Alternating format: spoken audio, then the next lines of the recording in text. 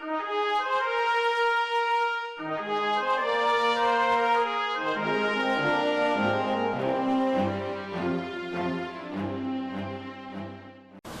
tarde a todos. Irei apresentar o Luiz Ignatz, com graduação em Comunicação Social, Jornalismo, especialização em Políticas Públicas, doutorado em Ciências da Comunicação e pós-doutorado em Epistemologia da Comunicação. Atualmente é professor na Universidade Federal de Goiás e da PUC Goiás, membro fundador das Academias de Letras de Goiânia e de Aparecida de Goiânia. Foi vice-presidente de Comunicação Social da Federação Espírita do Estado de Goiás e atualmente delegado da Confederação Espírita Pan-Americana, CEPA, e colabora com a Associação Brasileira de Divulgadores do Espiritismo, ABRAD. Nós faremos uma pequena mudança nessa conferência por sugestão ou por vontade do próprio Luiz. Ele prefere fazer uma apresentação mais curta e deixar um tempo maior para debate. Então, no lugar de fazermos apenas as perguntas por escrito, nós continuaremos mantendo isso, para quem desejar. E aí, então, temos as pessoas que podem pegar... Maicon, levanta aí um pouquinho. Ele vai pegar... Pode pegar as perguntas por escrito, mas nós também deixaremos aberto o microfone para as perguntas a viva voz. Tá? Esteja à vontade. Agora, boa tarde, verdade, né? Vocês desculpem aí a demora, mas é porque eu fiz esse slide de última hora. Quando eu vi o Frank brincando com isso aqui, eu falei, gente, eu quero brincar com isso também. Aí eu não ia usar slide não, porque o tempo é muito curtinho.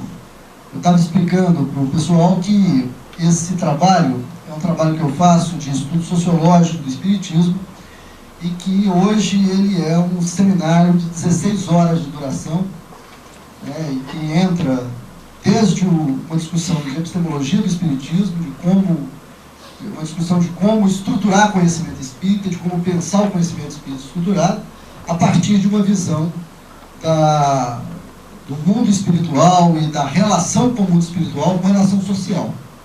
O Espiritismo tem, enquanto doutrina, um déficit de conhecimento que já avança há mais de século, que foi, que para mim é um problema de origem, que nasceu do fato de que o Espiritismo é contemporâneo do tempo em que a sociologia, a antropologia ainda estavam de fraldas. Quer dizer, não houve, talvez, condições históricas e sociais para que Allan Kardec, talvez até os espíritos desencarnados, pudessem fazer uma discussão profunda, uma discussão consistente de sociologia do espírito, de sociologia do espiritismo, com todas as consequências que as ciências sociais dão a esse conhecimento, inclusive consequências políticas. De forma que a doutrina espírita acabou migrando de maneira forte para uma consideração do espírito como um ser individual, simplesmente, a uma visão, digamos assim, de um espírito como uma espécie de mônada, que se relaciona com o outro, que é outra mônada, universos em separados. Então não há uma visão de cultura, uma visão de sociedade, uma visão antropológica, uma visão política do espiritismo. E aí a gente espírita vai lá na Gênese, no capítulo 1 da Gênese, vai nos textos da introdução do Evangelho segundo o Espiritismo, e vê lá Kardec dizendo que o Espiritismo tem que enfrentar a ciência face a face em todas as épocas da humanidade. Movimento religioso nenhum tem isso. Tá? A Igreja Católica resolve isso com enorme facilidade. Não, o lugar da fé é a fé, o lugar da ciência é a ciência. Tá? Não se misturam essas coisas. No máximo, a gente traz um método aqui, outro lá, uma compreensão melhor da fé, uma compreensão melhor da ciência. Mas a ciência não trata dos assuntos de Deus, e Deus se mostra sem precisar de nenhum esforço transcendente no método científico. O Espiritismo não. Allan Kardec inventou essa coisa de que nós temos que enfrentar a razão face a face em todas as épocas da humanidade, que nós temos que ter aspecto científico e etc. O movimento espírita brasileiro trouxe isso da herança francesa e, evidentemente, virou um belo discurso sem nenhuma prática. porque a gente nem tradição científica jamais teve. Aí nessa coisa de me especializar, de me tornar professor, pesquisador de ciências sociais, eu sou da área de comunicação, como apresentou o Marcelo, e falei, não, se Kardec recomendou, para me manter espírita, eu tenho que fazer o trabalho que é necessário. E quanto mais eu estudava as ciências sociais, mais eu identificava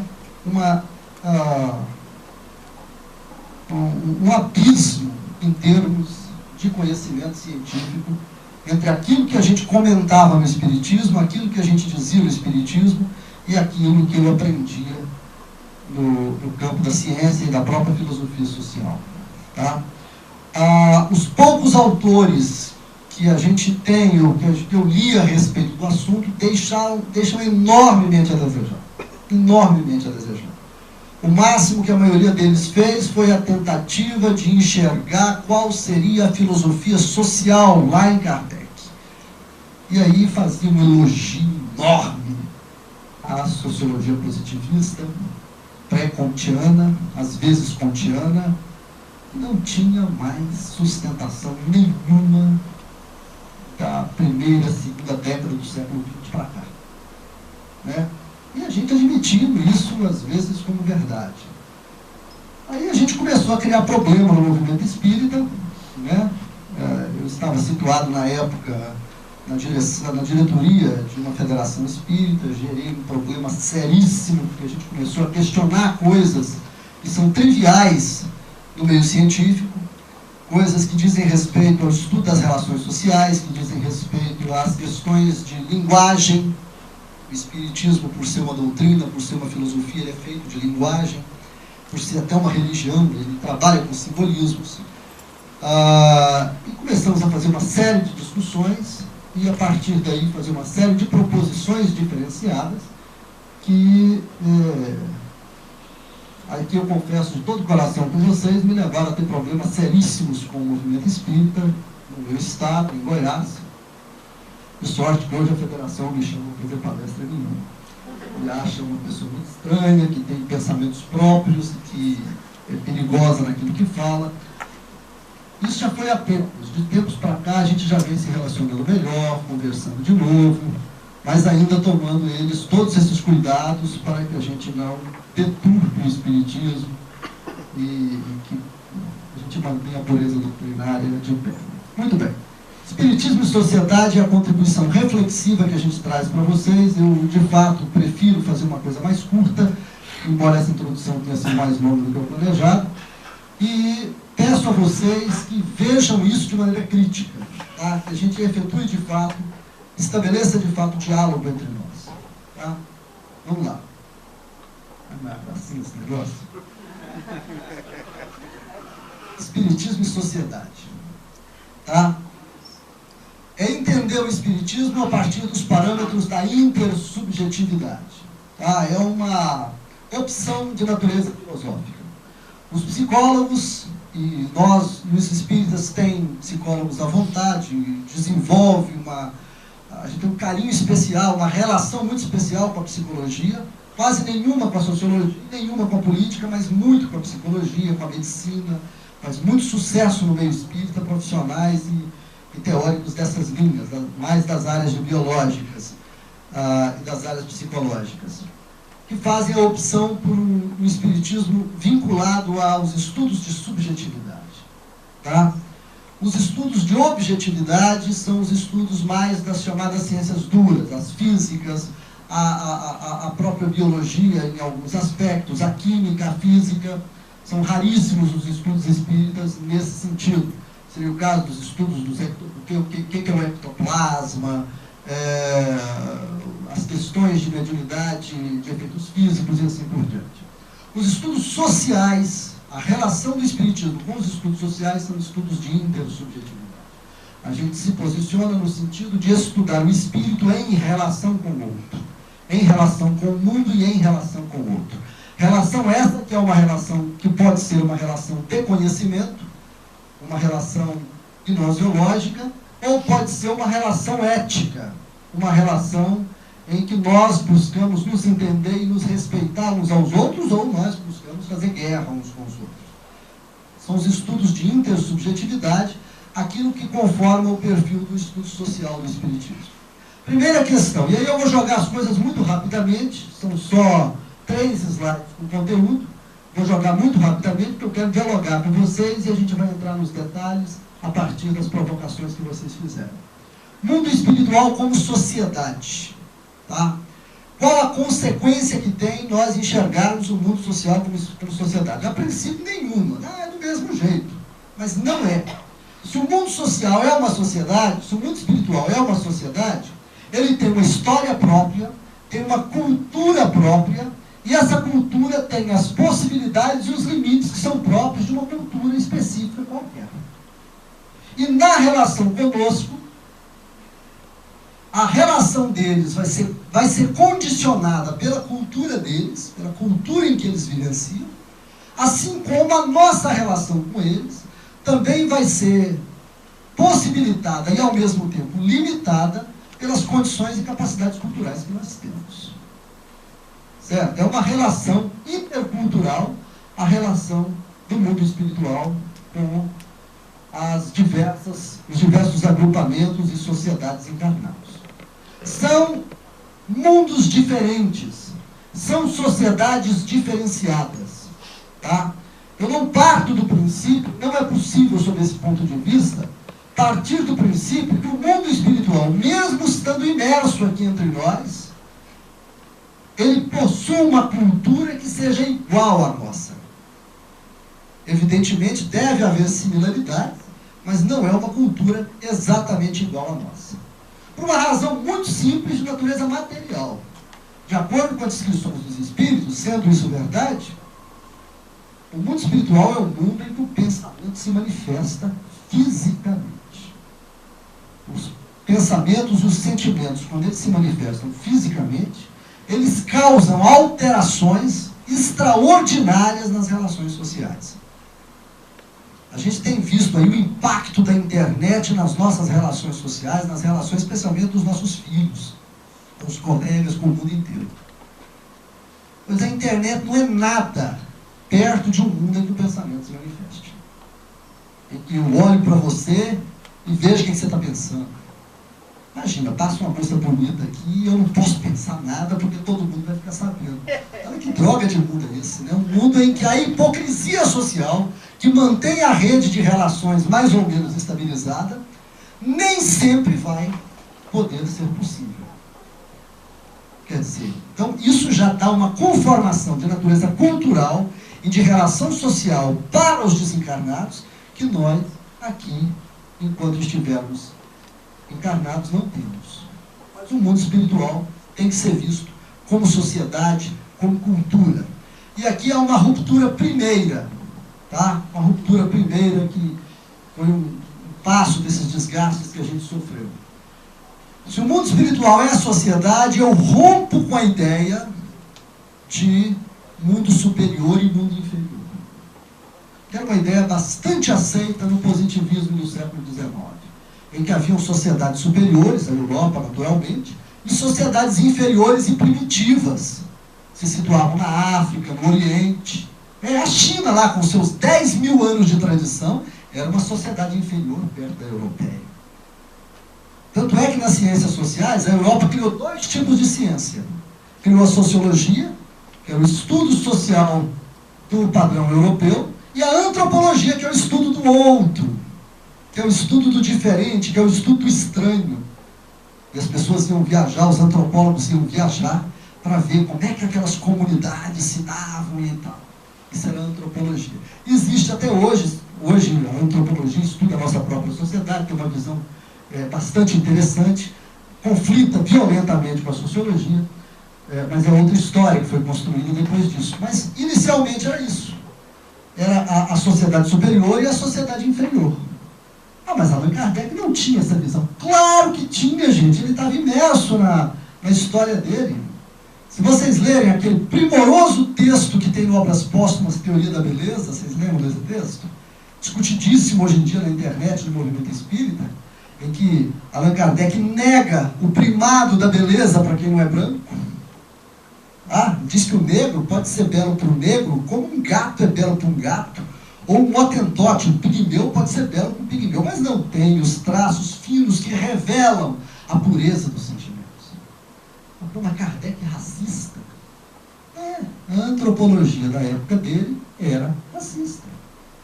Ele estava dialogando com o conhecimento da época dele. Não tinha maldade nenhuma dele, mas errou. Errou. Tá? Nós não aprovamos o dogma da infalibilidade papal, não podemos aprovar o dogma da infalibilidade de Kardec. Bobagem essa. Era um homem situado no seu tempo, um grande pensador, mas errou nesse ponto. Tá certo? Então a gente tem que romper com isso. A sociedade do mundo espiritual é uma sociedade com os seus padrões culturais, as suas preocupações, as suas possibilidades. Nós temos muito que aprender com eles. Muito que aprender com eles, se nos estabelecermos uma condição de diálogo com ele. Mundo espiritual como sociedade. Tem muito mais coisa além disso. Vamos lá. Nossa, não precisou nem pegar. Mediunidade como relacionamento social. Mediunidade como relação social. É a consequência de nós encararmos o mundo espiritual como sociedade. E aí a ideia de mediunidade não é aquela coisinha que a gente faz ritual, aquele ritual que a gente faz no centro espírita, não. Ignácio, o espiritismo não tem rituais. Claro que tem, gente. Do ponto de vista antropológico, o ritual é qualquer coisa que a gente faça repetidamente. Existem hoje na antropologia os teóricos dos ritos profanos. Sabe o que escovar dente é um ritual? O jeito que você toma banho é ritual. O jeito que você senta no vaso sanitário e todas as coisas que você faz é tão rito. Se você entrar no banheiro, fechar a porta, demorar 3 minutos. E aí eu escuto o barulho da descarga e depois, se a pessoa tiver higiene, o barulho da água da pia. Eu sei exatamente o que você fez na pia. Sei descrever com riqueza de detalhes.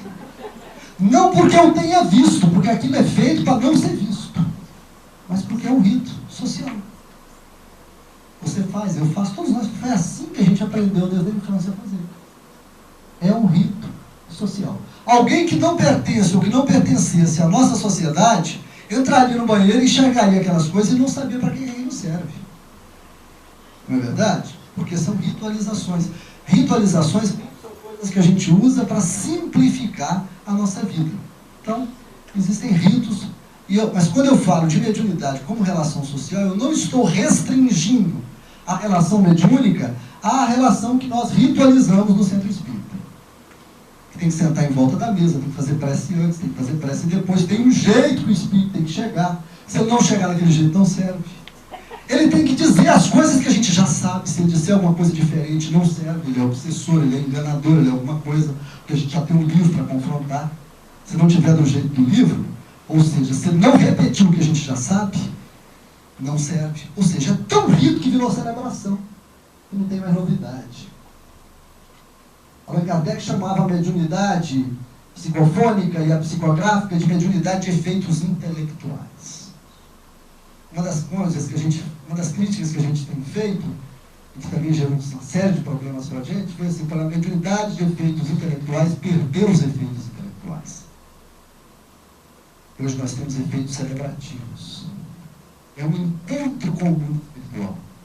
E esse encontro não gera nenhum conhecimento novo, porque a gente aprendeu, a partir de um processo extremado dentro do Brasil, de ritualização do movimento espírita, das práticas espíritas e de dogmatização dos conteúdos, que nós não temos mais nada a aprender. Os espíritos já disseram tudo e agora só nos resta praticar o que eles disseram. Parece bonito, mas é absolutamente idiota. É emburrecedor, infelizmente. Ou felizmente, é bom que a gente descubra isso, para que a gente volte a pensar e recupere a fé raciocinada. Mediunidade como relação social. A possibilidade de verdade, da verdade do Espiritismo. Se nós encararmos o mundo espiritual como sociedade, a mediunidade como relação social, a questão da verdade do Espiritismo se coloca em questão novamente. Como é que nós, os espíritas brasileiros, ao longo da história, resolvemos o problema da verdade? de maneira muito simples. Verdade é o que está escrito na obra de Kardec. Verdade é o que está escrito na obra de Kardec. E aí é fé raciocinada? É fé raciocinada, participe passado. Fé que alguém raciocinou no passado, mas que a gente não pode raciocinar mais. É uma fé que já foi raciocinada. Aí eu falei, tem um texto que eu falo, gente, vamos trocar fé raciocinada por fé raciocinante. Porque quem sabe dá certo fazendo assim. Porque a gente não pode perder, e Allan Kardec deve ter virado lá na tumba do Père Lachaise várias vezes, por causa dessa bobagem que a gente inventou, gente, a gente parar de raciocinar e considerá-lo como a condição ou critério de verdade. Nós somos fiéis a Kardec nos conteúdos de Kardec, mas esquecemos do método. Somos absolutamente infiéis. Rompemos com Kardec no método que ele nos ensinou. Foi o método que ele mesmo praticou, ou que tentou praticar. Nem sempre conseguiu todas as vezes, porque ele não dispunha de todos os instrumentos, e talvez nem nós disponhamos até hoje. Mas Allan Kardec propôs um método que vinculava fé e razão, um desafio extraordinário, e que comprometia a crença e a fé com a razão e não o contrário. A fé seria aquela coisa do coração que iluminasse a nossa razão, que não permitisse que a razão se tornasse indiferente ao sofrimento dos outros. Mas a razão seria a luz que diria à fé no que ela pode e deve acreditar. E para que isso seja possível, a fé não pode parar de raciocinar. A fé tem que ser uma fé estranha, capaz de duvidar de si mesma, duvidar das próprias crenças o tempo todo e colocá-las em xeque sempre que preciso. Possibilidade de verdade no Espiritismo. Qual é essa condição? Recuperarmos o método de Kardec e rediscutirmos as condições de possibilidade de restaurarmos a verdade em discussão no Espiritismo. Rediscutirmos a doutrina, sim, o tempo todo. A partir de qual critério? Allan Kardec? Não. Allan Kardec é um ato fundador. É um ato fundador. Ah, você quer que a gente abandone Kardec? De maneira nenhuma, gente. Ato fundador não se abandona. Eu, por exemplo, num curso de formação em filosofia, eu jamais serei um bom filósofo sem ler Platão e Aristóteles. Eles gregos da antiguidade. Por que eles são importantes? Porque eles fizeram as grandes perguntas. Eles deram um norte para a filosofia ocidental. E esse norte é mantido até hoje. Fizeram as grandes perguntas. Tem razão em tudo? Não. É perfeitamente possível para mim ser filósofo contra Platão e contra Aristóteles. Foram os gregos que inventaram essa história, por exemplo, de nós, seres humanos, nos destacarmos pela capacidade que nós temos de produzir cultura dos animais. Nós não somos animais, nós somos homens. E aí eles inventaram a pergunta fundamental da ontologia: o que é o homem? Pô? O que vem a ser o homem? A grande pergunta de Aristóteles.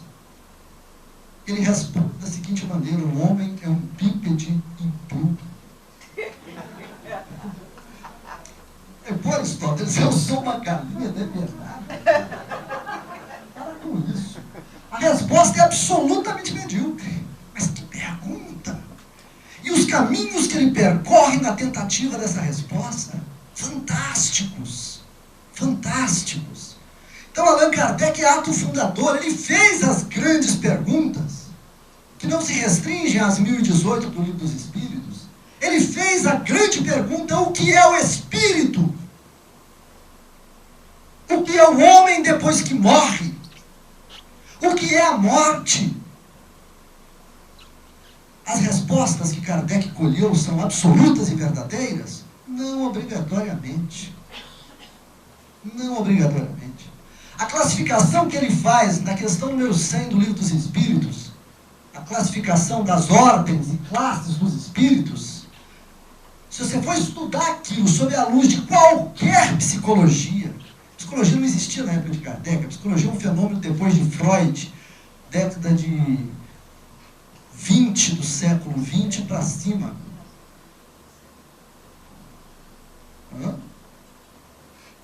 Viradinha do século. O Freud passou do século XIX para o século XX, né? Tá bom.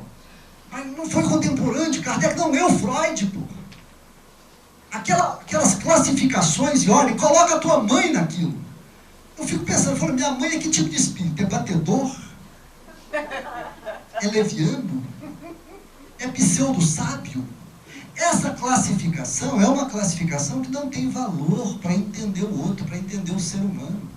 Fala, gente, a psicologia tem condições e teorizações muito melhores para descrever a personalidade humana, encarnada ou desencarnada, mas muito melhor do que a questão 100 do Livro dos Espíritos. Aquilo tem um valor histórico. A gente não pode lidar com as pessoas através da mediunidade, classificando-as do jeito que Kardec classificou. É desumano fazer isso. Vocês já pensaram nisso? Minha mãe já morreu. Se ela aparecer por um médium, eu não vou classificá-la. Não dou conta de fazer isso. Ela é um ser complexo. E eu tenho hoje categorias que são muito melhores para me relacionar com ela e para compreendê-la do que aquelas que Kardec lhe trouxe. Então o Espiritismo vai evoluindo. Luiz, oi. Você pediu a visão. 20 minutos já, né? Então tá, eu vou demorar mais uns 5, 10 e depois a gente abre. Então a questão da intersubjetividade em Kardec é um estudo que eu faço a respeito de como é que Kardec se relacionou com os espíritos. E é nesse ponto que a gente trabalha a ideia da mediunidade como uma relação efetivamente intelectual. Tá? Coisa que se perdeu no Brasil. A mediunidade de efeitos intelectuais deixou de ser a mediunidade de efeitos intelectuais e também a mediunidade de efeitos físicos, até onde a gente a pratica. E nós criamos aqui um terceiro tipo de mediunidade que não está na classificação de Kardec, que é a mediunidade de efeitos terapêuticos. Inclusive a psicografia de Chico Xavier, das cartas para cá, se tornou mediunidade de efeitos terapêuticos. A mediunidade existe para aliviar o sofrimento do outro. Isso é ruim? Não, isso é maravilhoso. E é muito mais conforme com a realidade social brasileira do que com a realidade social francesa. Tá? Então é uma adequação do processo mediúnico a realidades culturais e sociais e até econômicas específicas desse nosso país. E isso é legal, mas temos que recuperar os efeitos intelectuais da mediunidade. E a verdade como consenso intersubjetivo e interexistencial. Isso aqui eu gastaria uma palestra inteira para explicar para vocês. A ideia de verdade como consenso é uma das antecipações que aquele brilhante cérebro chamado Allan Kardec, aquele brilhante professor, fez a respeito do pensar epistemológico do Espiritismo. Quando ele trabalhou a ideia da universalidade do ensino dos Espíritos, no segundo capítulo da introdução do Evangelho segundo o Espiritismo. Quando ele coloca 2 parâmetros. O primeiro, da razão, que para ele é a razão positivista. É claríssimo isso lá na introdução do Evangelho. E o segundo parâmetro é o acordo dos espíritos. Você obter o de acordo de vários espíritos em pontos diferentes através de vários médios. Isso é a ideia de verdade como consenso, que não existia na época de Kardec e que só foi desenvolvida teoricamente na filosofia, na epistemologia, na década de 50 do século XX. A partir das teorias de discurso e da verdade situada na linguagem. Dos estudos da verdade como condição da linguagem. Quais as condições de verdade operadas pela linguagem. A ideia de verdade como consenso. Verdadeiro é algo que as pessoas interessadas e especialistas no assunto consideram como verdadeiro, enquanto elas consideram como verdadeiro. Então, aí eu peguei a ideia de consenso intersubjetivo, que é essa a ideia fundamental, com a ideia de interexistencialidade, que é uma ideia fantástica que o Herculano Pires trouxe, e da filosofia também. Ele trouxe lá da filosofia sartreana, que era a moda na época dele, a questão do existencialismo, né? O ser existente e o ser interexistente. Então, uma verdade como consenso entre os sujeitos. Esse negócio trai a gente também, né? A verdade como consenso intersubjetivo entre sujeitos e entre mundos e sociedades diferentes, em planos diferentes. Eu acho isso maravilhoso. Bom, e aí a ideia da teoria da verdade, dentro de um quadro de ruptura da dicotomia doutrina-movimento, é outra discussão extensa, e a ideia, os espíritas normalmente fazem uma diferenciação, não, Signatos, mas a doutrina é a doutrina maravilhosa, o movimento que tem falhas. Isso é uma bobagem do ponto de vista sociológico. Tá? Doutrina é o que pensa um movimento qualquer. Tá? Não existe filosofia sem filósofo, não existe ciência sem um cientista, não existe espiritismo sem os espíritas. Doutrina espírita é o que nós pensamos a respeito disso.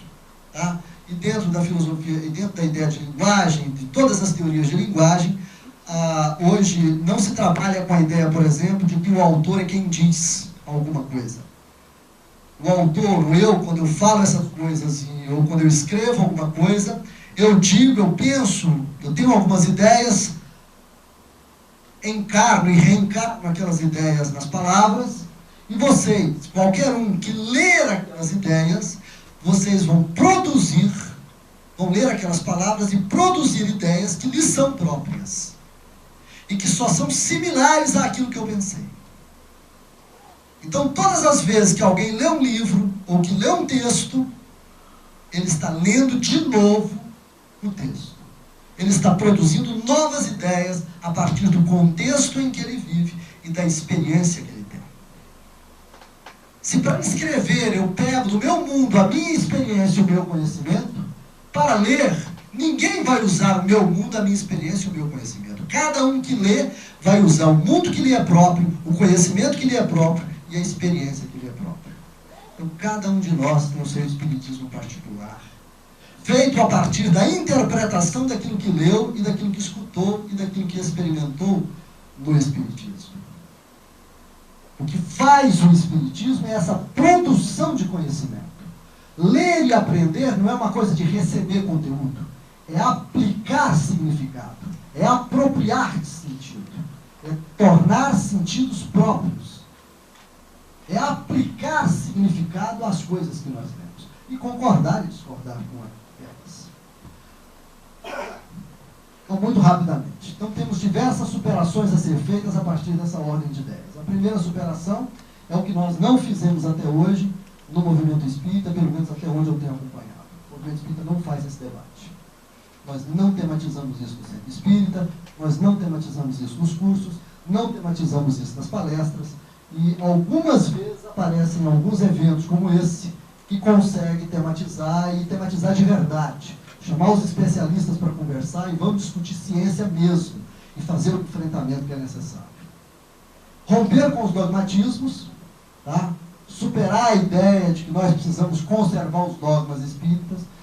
Pode ser até que a gente faça essa opção, tá? Mas essa opção é uma opção de ruptura metodológica com Kardec, nós temos que saber disso. Que essa é a contradição do conhecimento espírita. Se nós quisermos preservar o conteúdo de Kardec, nós temos que romper com o método dele. Se nós quisermos ser fiéis ao método de Kardec, nós temos que ter a coragem de encarar cientificamente a obra de Kardec e a obra de qualquer espírito, a obra de todas as pessoas.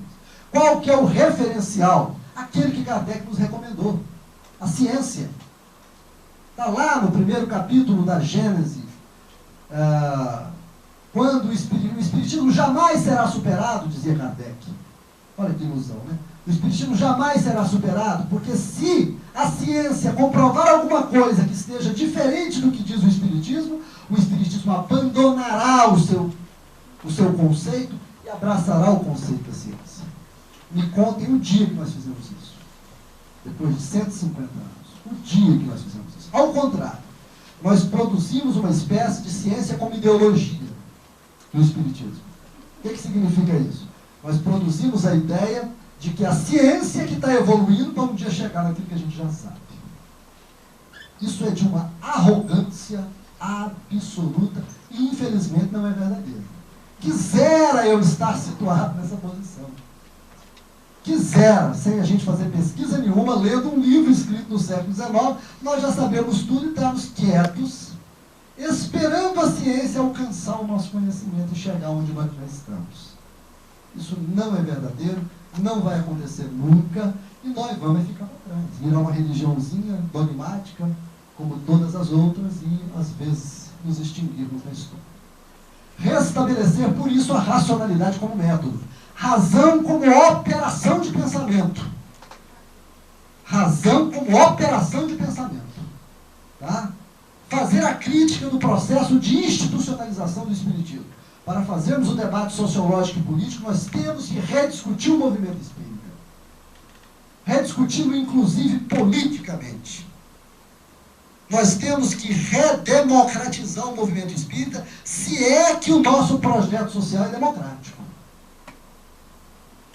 Estava contando para o Papa, que infelizmente não pôde ficar aqui. Estava contando, o Papa é candidato a deputado estadual. Tá? Eu estava conversando com o Papa, e falei para ele, não, eu só vou citar a conversa com ele, né? Ele me contando que ele vai ser candidato e tal, eu achei muito interessante, acho muito legal, acho que os espíritas têm que sim se candidatar, nós temos que colocar o mês do bem na política. Mas estava conversando com ele, e dizendo para ele, falou, olha, nós precisamos rediscutir esse processo. Houve um deputado, eu contei para ele, houve um deputado estadual, eu trabalho na minha região com política, tá? Eu sou professor da Universidade Federal de Goiás e da Universidade Católica, na área de comunicação, sou coordenador do Núcleo de Pesquisa em Comunicação e Política. E tenho um instituto privado de pesquisa, que contra a minha vontade foi batizado de Instituto Signares. E presta serviço de pesquisa qualitativa para campanhas eleitorais. Inclusive estou mergulhado em trabalho hoje em dia. Então, um deputado estadual, me conhecendo na Assembleia Legislativa, na época que eu estava assessorando o presidente da Assembleia Legislativa do Estado de Goiás, virou para mim e falou assim, Signares, olha, professor, eu conheço o senhor do espiritismo de muito tempo. Eu era jovem ainda, o senhor já fazia palestra. Eu falei, nossa, eu estou velho. Eu queria fazer uma pergunta para o senhor, porque eu admiro demais o espiritismo. Então, lógico que ele tem um voto espírita, né? Ele tem que admirar mesmo. Me diga, professor, para que eu saiba me colocar politicamente, qual é o projeto de governo? Qual é o modelo de governo que o espiritismo propõe para a sociedade brasileira?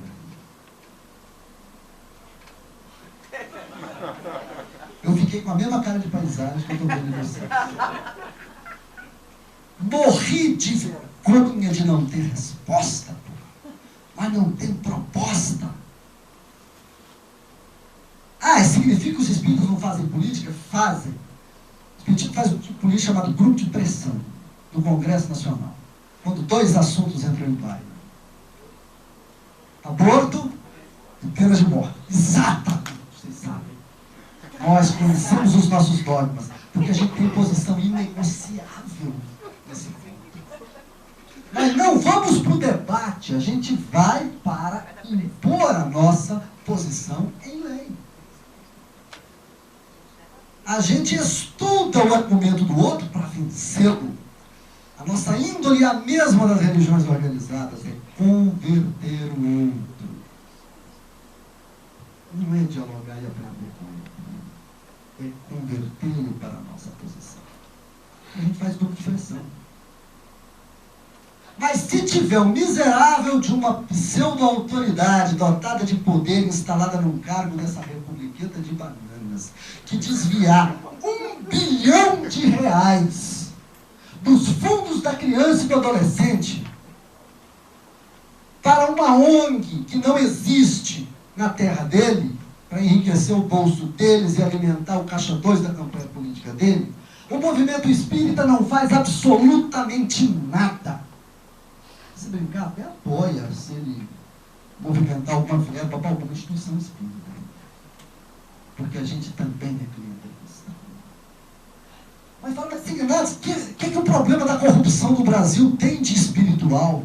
Fala, gente, se as pessoas que morreram ou que sofreram por não ter o apoio que deveria ter sido visto, trazido pelo Estado, na verba, com essa utilização de verba, se isso não for um problema espiritual, eu largo de ser espírita neste momento, sem o menor pejo.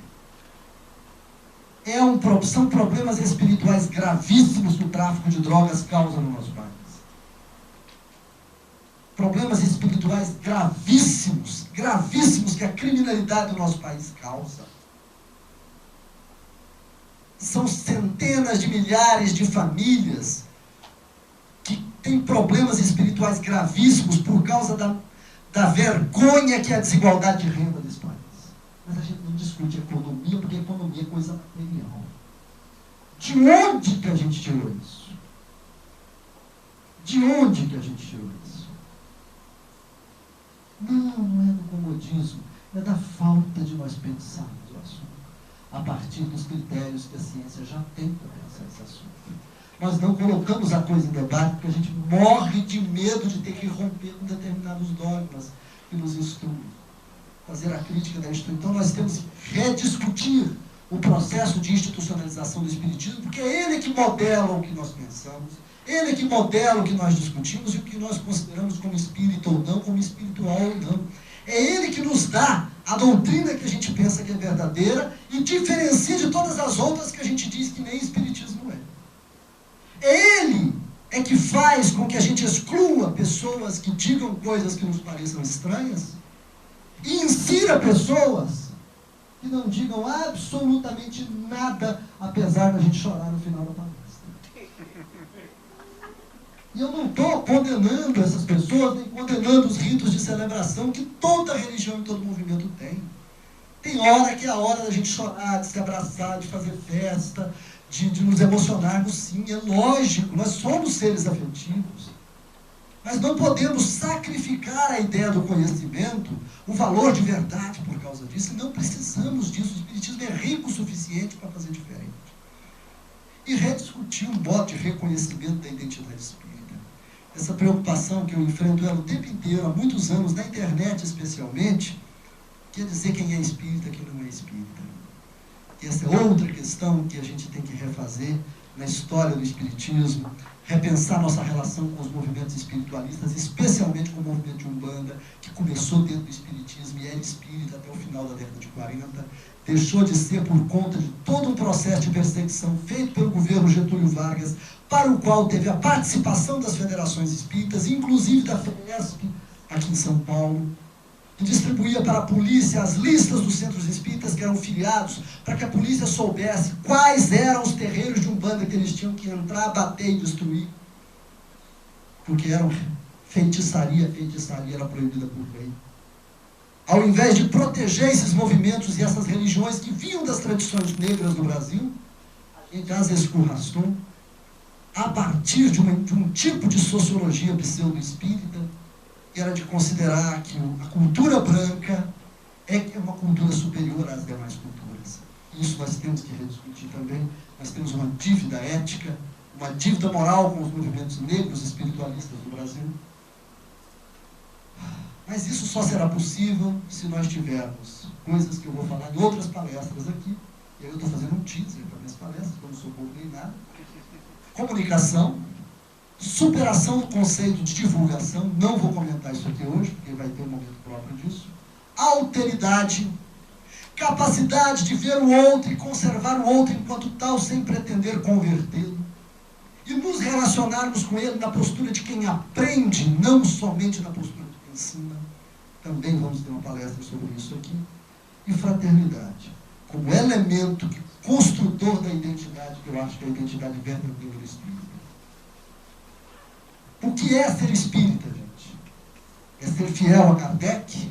O que é ser espírita? É frequentar centro espírita? O que é ser espírita? É compatibilizar-se com aquilo que pensa as instituições hegemônicas do movimento espírita? Evidente que não. Quem deu para a gente a ideia de o que é ser espírita foi a mesma pessoa que deu a ideia do que é ser cristão. Tá? E é essa figura maravilhosa chamada Jesus Cristo. Reconhecereis meus discípulos pelo muito que se amam. Reconhecereis os espíritas pelo muito que se amaram. Então a ideia de fraternidade para mim é que é o definidor da identidade. Eu já levei essa ideia para a Confederação Espírita Pan-Americana, gerou uma celeuma danada, ela tem muitas dificuldades. É toda uma formulação de um pensamento teórico ético na filosofia espírita.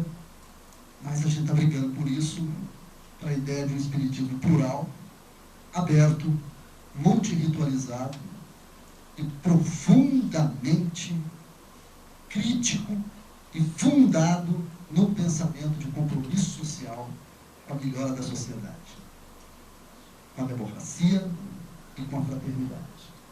Nossa Senhora, demorou o dobro, né?